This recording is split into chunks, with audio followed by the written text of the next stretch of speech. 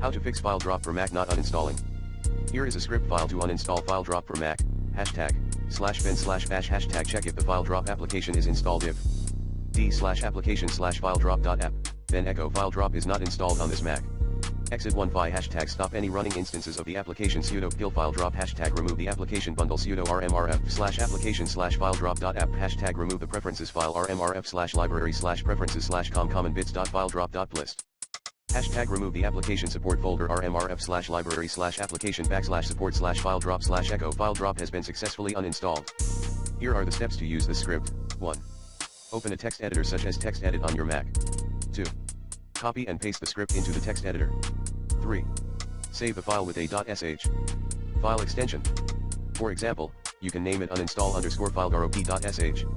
4. Open terminal and navigate to the directory where you saved the script file. 5. Make the script file executable by typing the following command and pressing enter, mod +x uninstall_filedrop.sh. 6. Run the script by typing the following command and pressing enter, /uninstall_filedrop.sh. 7. Enter your administrator password when prompted. 8. The script will stop any running instances of the application, remove the application bundle, preferences file, and the application support folder, and display a message confirming that the uninstallation was successful. For starters, use the recommended Clean My Mac X in this video guide.